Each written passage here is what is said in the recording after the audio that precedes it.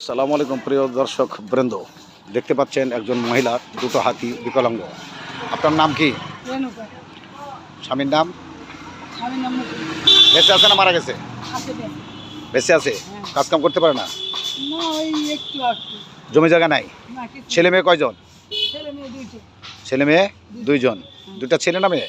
একটা ছেলে আর একটা মেয়ে। এটা ছেলে একটা মেয়ে। তারা দেখাশোনা করে না, বড় না? না তাদের মনে করে কিনে লাগে দিছি তারাই সংসার করে খায়। তারপরে আপনি এই প্রতিদিন এভাবে মানুষের কাছে হাত পাতে পা ঠিক আছে, হাঁটতে পারেন, কিন্তু হাতে কোনো কাজ কাম করতে পারেন না। ঠ্যাঙ্গেরও সমস্যা। ঠ্যাঙ্গেরও সমস্যা, হাত পা সমস্যা। হুম।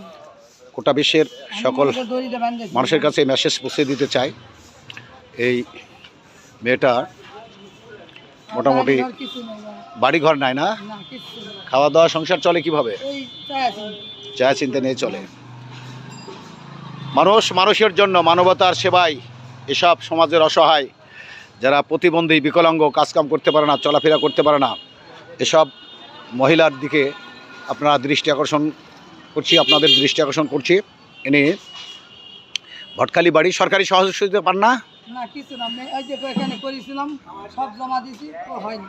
তাহলে সরকারি সুযোগ সুবিধা থেকে বঞ্চিত কর্তৃপক্ষের, সরকারি কর্তৃপক্ষের দৃষ্টি আকর্ষণ করছি। আপনারা এই মহিলার বিষয়টা আপনারা দেখবেন। বাগমারা উপজেলার সকল স্তরের প্রশাসনের দৃষ্টি আকর্ষণ করছি। আপনারা এই মহিলার বিষয়টা সরজমিনে তদন্তপূর্বক ব্যবস্থা নেবেন ইনশাল্লাহ।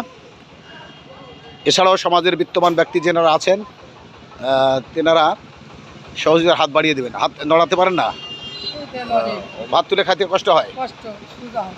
প্রিয় দর্শক মণ্ডলী, এ ছিল এই মহিলাকে নিয়ে একটি সচিত্র প্রতিবেদন। ধন্যবাদ। আসসালামু আলাইকুম।